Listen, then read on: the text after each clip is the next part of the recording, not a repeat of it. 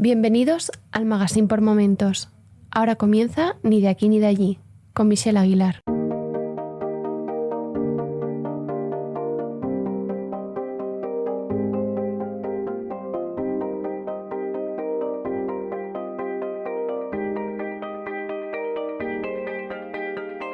Ni de aquí ni de allí es un podcast donde escucharás las voces de migrantes y las de hijas e hijos de migrantes latinoamericanos en Europa.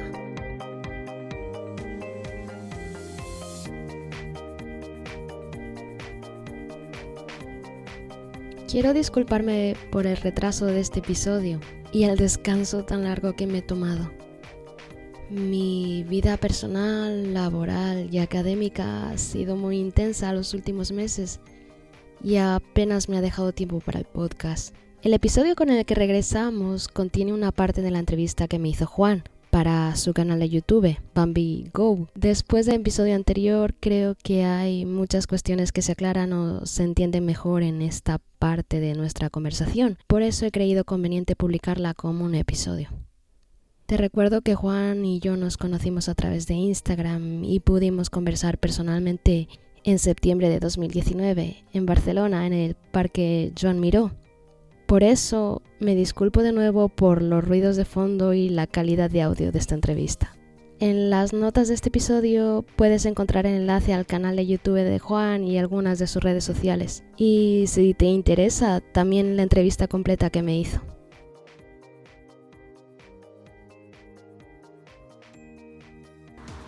Les presento a Michelle. Michelle es una ecuatoriana, es la hija de la primera generación de migrantes de ecuatorianos que llegaron acá. Pero más bien tú cuéntanos, Michelle, con tus propias palabras acerca de tu podcast, que eso es lo que me llamó la atención. ¿Cómo se llama tu podcast? ¿Desde cuándo lo tienes? ¿Y por qué empezaste a hacer este podcast? Mi podcast se llama Ni de aquí ni de allí.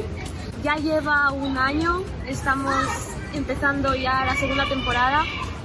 Lo llamé Ni de aquí ni de allí porque quería captar esa esencia de no sentirte ni de España ni de Ecuador, porque creces en ese limbo de estando aquí tienes que decir que eres ecuatoriana porque no te ves como los españoles y al mismo tiempo no compartes la cultura 100%, no está en casa.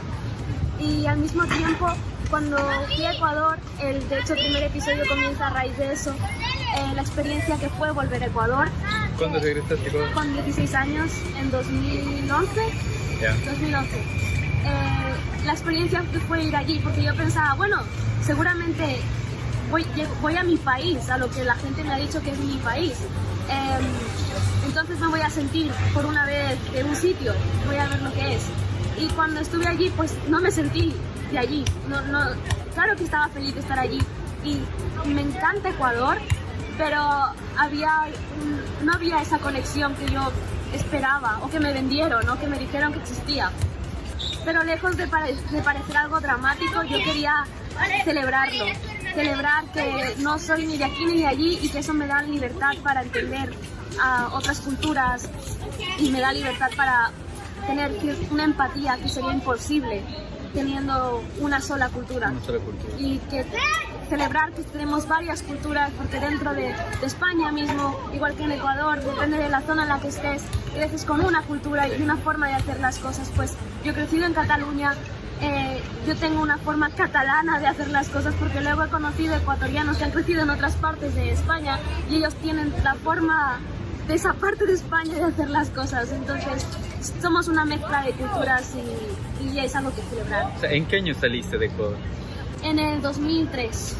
¿Y regresaste en el 2011? Sí, vale. sí. ¿Y tú estudiaste aquí el colegio, como se conoce en Ecuador? Sí, estudié toda la educación primaria. Ah, la escuela también. La escuela, la secundaria, el bachillerato y la universidad. Y ahora, esto también me pareció muy interesante, estás estudiando másteres, ¿no? Un máster. En Alemania. En Alemania. Que va de culturas latinoamericanas, algo así. Culturas latinoamericanas y africanas. Imagínate, o sea, viene a estudiar de Latinoamérica en Alemania. Y eso a los alemanes también les choca mucho, sí, ¿no? ¿No les parece algo No les parece normal porque yo normalmente me presento en ambientes internacionales cuando hay gente de muchas culturas. Digo, nací en Ecuador y vengo de Barcelona. Soy las dos cosas. Y claro, ellos se sorprenden como, ¿qué estás estudiando? Y digo, el máster se llama Culturas del Sur Global y les explico qué es eso, que es cultura latinoamericana y africana. Y me dicen, pero vienes de Latinoamérica, has crecido en España y son países que deberían estar conectados en la historia y ¿por qué vienes a Alemania a estudiar algo sobre eso? ¿Y en qué idioma está tu máster y tal? Claro, mi máster está en castellano, inglés y en francés. Yeah. Y claro, yo me estoy especializando en Latinoamérica, entonces mis asignaturas son casi todas en castellano y en inglés. Y a ellos les choca mucho. ¿Cuánto tiempo estás aquí? En España, 14 años. Yeah. Llegué con 8 años y me fui a Alemania con 21. Sí, ¿cuántos idiomas hablas? 3, con fluidez. ¿Cuál? El Castellano, catalán, inglés. Yeah. Y el alemán estoy en ello. Tengo un B1 de alemán. De B1. Tengo un B1. Entonces llevas aquí 14 años viviendo en Barcelona y estoy seguro desde los últimos 10 años, más o menos 10 o 11 años, hay muchos migrantes que vienen acá, no migrantes, ecuatorianos que vienen acá pero vienen a estudiar máster, como lo hice yo. Entonces estoy seguro que tuviste la oportunidad de conocer a muchos de ellos. ¿Qué piensas de eso? O sea, ¿crees que está bien que se tenga esa oportunidad? No sé qué piensas tú no tuviste esa oportunidad siendo como ecuatoriana, el gobierno, la sociedad no te dio esa oportunidad a ti de venir a estudiar y te tocó ir a estudiar en Alemania, algo para aprender un poco más de tu propia cultura. Pues yo nunca lo había pensado así y cuando conocí a una chica hace unos 4 o 5 años que vino a hacer su máster en comercio o algo así, y no me parece que yo no lo he vivido como guau, yo no tuve esa oportunidad, porque yo no he concebido mi vida de otra forma. Para mí nunca pensé en regresar a Ecuador en ese tiempo que conocí. Y cada vez que conozco a un ecuatoriano que sale del país a estudiar y a formarse, porque ahora es posible hacer eso, pues me alegro muchísimo y me parece algo maravilloso me alegro un montón cada vez que conozco a alguien que se está formando y que el gobierno hace posible algo que era inimaginable cuando era una niña allí.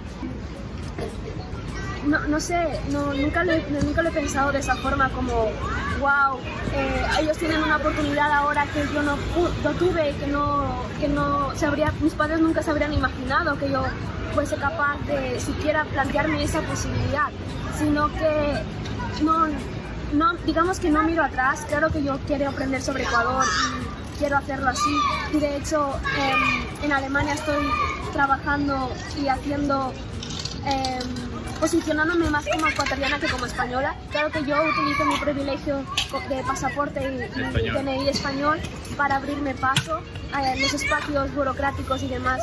Con el DNI español me abren todas las puertas, pero yo me posiciono como ecuatoriana y aunque no tengo el acento, yo valoro mi cultura ecuatoriana y quiero que en mis estudios, estoy estudiando estudios latinoamericanos, pero en los textos académicos nunca se habla de Ecuador. Siempre es Argentina, siempre es Chile, siempre es Brasil. Y yo pensaba, ¿pero dónde está Ecuador? Yo estoy aquí estudiando y me estoy formando sobre Latinoamérica y estoy aprendiendo muchísimas cosas que no he aprendido en la escuela porque el sistema aquí está configurado de una forma eurocéntrica. ¿Y dónde está Ecuador? Y cosas de la vida, me empecé a interesar por los derechos indígenas, por los movimientos indígenas. Y en eso Ecuador es pionero y siempre está el primero. Como en Ecuador fue el primer país donde los indígenas dejaron de lado sus diferencias y se unieron para luchar por sus derechos. Ecuador fue el primer país que les reconoció derechos. Ecuador esto. Y me quedé, impresionadísima. No miro atrás, no miro cómo habría sido mi vida de haber tenido las oportunidades que tienen los ecuatorianos ahora, sino que celebro que ahora hayan esas oportunidades, que sea posible eso y espero que sigan teniendo estas oportunidades muchos más. Y yo como fruto de esa inmigración, como fruto de esa época, yo quiero posicionar Ecuador de otra forma. Una de esas formas fue hacer el podcast hablando abiertamente de algo que no se ha hablado, que no se ha puesto en palabras, que se analiza desde la academia, desde etnológicamente, desde una forma, pero yo le quería dar algo humano, porque no vas a ver españoles leyendo textos etnológicos como yo tengo que hacer.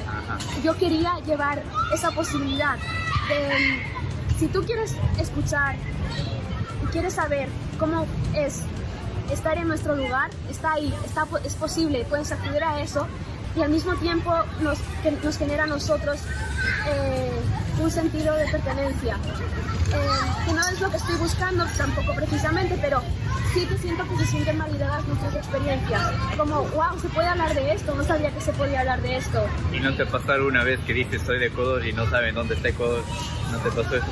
En los alemanes lo saben. Sí lo saben. Los alemanes lo saben siempre. A mí me pasó alguna vez, me parece que fue en Francia, que no sabían dónde estaba. Pensaban que estaba en África o algo así. O alguna vez dije soy de Ecuador y me decían, ¿de dónde? ¿De la línea ecuatoriana? Le digo, no, es de Ecuador. La línea pasa por Ecuador. Y por eso el país se llama Ecuador. Eso les expliqué alguna vez. Por ejemplo, gente de Asia sí que me dice, ¿y eso dónde está? O gente de África, en Alemania, ¿eso dónde está? Entonces tengo que sacar el móvil, enseñar el mapa, aquí está. Esto es Ecuador. Pero lo que sí me ha pasado es que europeos, no sé si te ha pasado a ti, o gente que tú conozcas, europeos que no han visto nunca un latinoamericano en el norte, me preguntan, ¿y de qué parte de Asia eres? Y te confunden como asiática. Sí, me piensan que soy asiática. Y yo, qué dicha, qué maravilla, ¿no? O sea, ojalá esa suerte de tener como familia cercana asiática. Pero hasta donde yo sé, hasta mis tatarabuelos, todos ecuatorianos. Sí. Entonces, eso sí me ha pasado. Bueno, tu podcast es dedicado a los hijos de los valientes, a la primera generación de ecuatorianos que emigraron acá. ¿Con qué ecuatorianos te has encontrado? ¿Con qué casos en particular? El caso más, no sé, el más curioso, lo más destacable que hayas visto en tus entrevistas. En las entrevistas. Como ahora estoy en la segunda temporada, tuve que expandir el tema. Porque cuando lancé esto, solo pensé en la segunda generación rindiendo homenaje a la primera generación. Y me empezaron a llegar mensajes de ecuatorianos en el mundo y de otros latinoamericanos que decían, yo estoy aquí en esta parte del mundo y me identifico un montón con esto, muchas gracias por tu podcast. Una ecuatoriana en Italia está haciendo un doctorado sobre los hijos de migrantes en Italia y quiere colaborar conmigo, y estoy en conversaciones, o sea que todavía no sé, seguro que me voy a encontrar cosas alucinantes, pero ahora el más reciente, el más fresco es, entrevisté a una chica ecuatoriana que está en Quito, ella es de Riobamba y ella es hija de los migrantes, pero de los hijos que se quedaron en Ecuador. Ella nunca salió de Ecuador. Ella nunca salió de Ecuador. Sus padres salieron a Londres. Y ella cuenta la perspectiva de los niños que se quedaron allí. Y se me rompió el corazón. O sea, claro que ella es una mujer adulta, ahora está casada y cuenta su experiencia con fuerza. Pero yo no cuando creé el podcast no pensé en esa parte de la migración. Pensé en el grupo al que yo pertenezco. No pensé en ese grupo. Los que se quedaron. Los que se quedaron. Es que de ambos lados se sufrió. Es como le contaba a ella, por ejemplo, como ella vivió aquí, no sabe muchas historias que pasaron en Ecuador. En Ecuador hubo una crisis de jóvenes que se suicidan porque crecieron sin padres. Eso es lo que a ella le sorprendió, que no lo tenía muy al tanto. Pero esté donde esté o a donde haya viajado, que todos los ecuatorianos que me he encontrado son tan buenas personas, y como lo dije a alguien y lo dije en tu canal, en tu podcast también, a los europeos les digo, si conocen a un ecuatoriano, siéntanse orgullosos de conocer, porque es una persona honrada, una persona muy respetable, una persona trabajadora. La gran mayoría, y hay ciertas excepciones, como en cualquier nacionalidad, como con cualquier persona. Yo soy un migrante, mucha gente me dice, no, tú no eres un migrante, porque yo vine a estudiar acá, pero el momento en que sales de tu país, eres un migrante. Mucha gente tiene esta palabra migrante como si fuera algo malo, como si migrante fuera alguien que no tiene documentos, o migrante fuera alguien que está para hacer daño a alguien. Pero no es así. Migrante es alguien que simplemente sale de su lugar de origen, eso es un migrante. Y incluso me acuerdo con unos españoles de aquí conversaba de que muchos de ellos cuando estaban en otros países, en Europa, en Francia, en Portugal, la gente de ahí les decía, tú eres migrante. Y ellos, al ellos recibir esa palabra de migrante, ahí se daban cuenta de que, o sea, la gente lo puso como un estereotipo de algo malo, de un migrante. Y él dijo, sí, soy un migrante, pero ahí se dieron cuenta de que estaban usando mal esa palabra. O sea, ser un migrante no es nada más. Yo me he involucrado mucho más con comunidad de migrantes aquí en Ecuador en estos casi 3 años que llevo aquí a asistir a fiestas de ecuatorianos, a los restaurantes ecuatorianos que hay aquí, que son buenísimos, pero la comida ecuatoriana en sí en Ecuador es mucho mejor. Aquí es carísima, no se imaginan. Aquí un seco de chivo, aquí cuesta 10 euros, el más barato. En Ecuador te compras en $2 o en $3 un seco incluso te dan hasta con una cola, con una bebida o algo. O sea, aquí es carísimo la comida ecuatoriana. ¿Dónde no he encontrado comida ecuatoriana? En Girona, donde viví. No encontré comida ecuatoriana. ¿Dónde no he encontrado comida ecuatoriana? En algunas ciudades de Francia no he encontrado comida ecuatoriana. Pero aquí en Barcelona y en Madrid, estoy seguro que en otras ciudades de España también se van a encontrar muchísima comida ecuatoriana. Así que, cuéntame, regresaste a Ecuador en el 2011 y desde ahí no has vuelto a Ecuador. No. ¿Qué es lo que más extrañas de Ecuador? La comida. ¿Cuánto tiempo estuviste ahí cuando te fuiste? 3 meses. 3 meses y 2 días. ¿Y crees que fue suficiente o ya no te sentías en tu lugar ahí? No. Yo creo que para ese... Tenía 16 años y yo creo que para ese periodo de mi vida fue suficiente. Para ese periodo. Y bueno, estaba intentando volver, pero quiero volver a estudiar con el máster. Tengo que hacer un semestre en el extranjero. Se está complicando la cosa, pero mi idea era ir allí y estar 6 meses, porque yo quería experimentar, vivir siendo ya una joven adulta para tener unos recuerdos y ya tener una formación también académica y tal, pero tener una personalidad formada, un pensamiento formado, porque en ese momento me estaba desarrollando y claro que fue un punto de inflexión, porque o sea, eso marcó un antes y un después en cómo yo me enfrentaría luego a la vida. Pero quería verlo desde otra perspectiva y desde la situación en la que estoy ahora, ya reconciliándome con las palabras, como has dicho tú, migrante, porque yo sentía también que era una palabra que la usaban para atacarnos, sí, como colectivo. Y cuando yo fui a Alemania y lo hice como migrante, porque primero fui a trabajar como au pair, como niñera en una familia alemana, y fue un trabajo fácil de llevar, y la familia y todo fue maravilloso, pero verme a mí usando esa palabra en ese contexto y decir, ¿por qué en España se usa de una forma como si fuese una palabra sucia, maldita? Despectiva, sí. Sí, entonces, no, yo quería coger el toro por los cuernos. Y yo tampoco lo había pensado de esa forma hasta que con estos españoles que conversé, ellos me dijeron lo que habían sentido cuando en Francia, en Alemania, en Londres. Estuve en Londres y también encontré muchos españoles, porque mucha gente tal vez no sepa, pero en la crisis europea que hubo aquí en el 2011, me parece también que fue, muchos españoles migraron, muchos de ellos al Reino Unido, muchos de ellos a Ecuador. Hay muchos españoles viviendo en Ecuador que migraron en esta época, y ver lo que es la política y cuestiones de la vida. Ellos no necesitan visa para entrar a Ecuador y nosotros necesitamos visa, incluso hasta para de turismo, para estar aquí necesitamos. A ver, cuéntanos algún libro que estés leyendo ahora o algo que recomiendes a la gente que nos ve. Mucha gente es de Ecuador, de Latinoamérica, para que ellos entiendan un poco esta situación de lo que tienen que vivir, o el libro que estés leyendo ahora. No estoy leyendo ningún libro así que novela o ensayo. Tengo que escribir unos ensayos para la universidad y estoy leyendo mucho sobre un tema, pero sí recomiendo un libro que todavía no he leído, pero la escritora trata sobre ese tema de la migración y la integración. Se llama María Fernanda Salvador y tiene 2 libros. Uno se llama Desde aquí y el otro se llama Hasta que el paladar se acostumbre. Entonces yo creo que esos libros son una buena forma de entender la perspectiva de la migración latinoamericana, ecuatoriana sobre todo, en el contexto europeo, porque cambia mucho cuando vas a Estados Unidos. O sea, hemos tenido muchas dificultades y muchos momentos duros en Europa, pero yo creo que ni la mitad de duros que en Estados Unidos.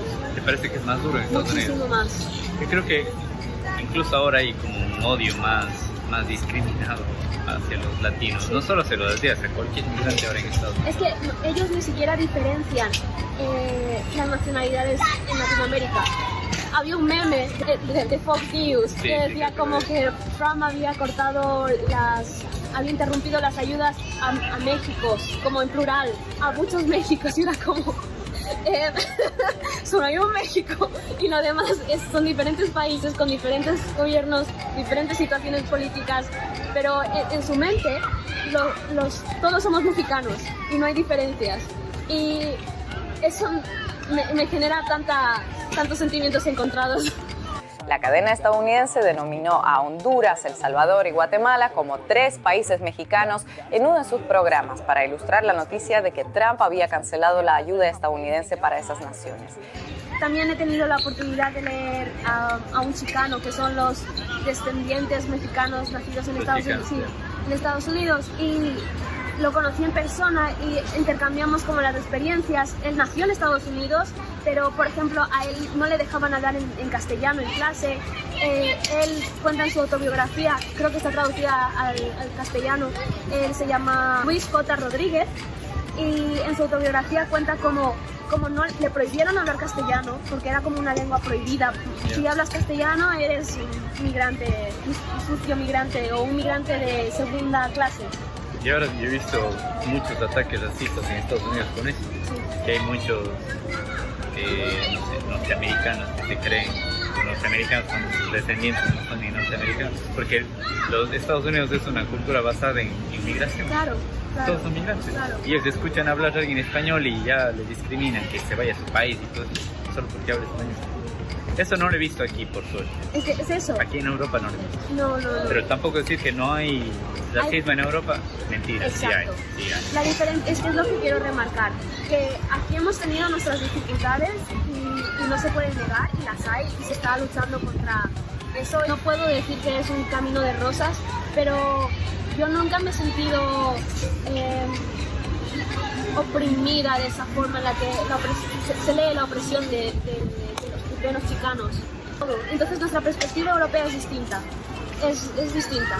Bueno, perdón por el ruido, estamos en un parque, pero no podíamos desaprovechar el clima y que es uno de los últimos días que tenemos sol aquí en Barcelona y en Europa, porque ya viene el invierno.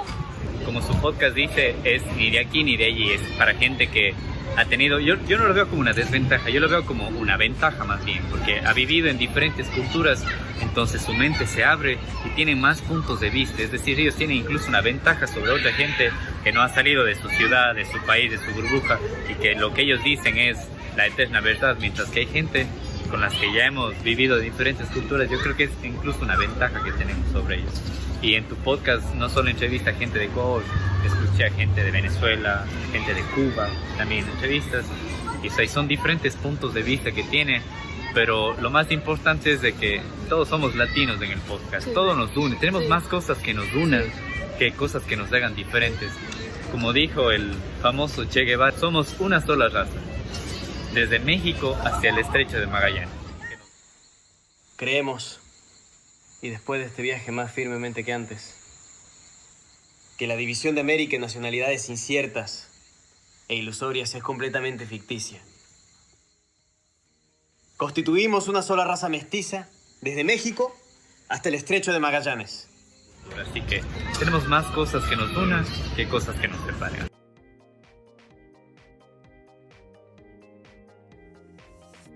Si quieres escuchar el resto de la entrevista o la entrevista completa, puedes encontrar el enlace en las notas de este episodio. Recuerda que puedes seguirnos en tu reproductor de podcast favorito, en YouTube, en Facebook y también en Instagram en @nideaquí.nideallí. Muchísimas gracias por estar aquí. Nos escuchamos pronto. Si te gusta este programa y lo escuchas desde la plataforma o la aplicación de iVoox, te pedimos que le des al botón me gusta que acompaña este audio.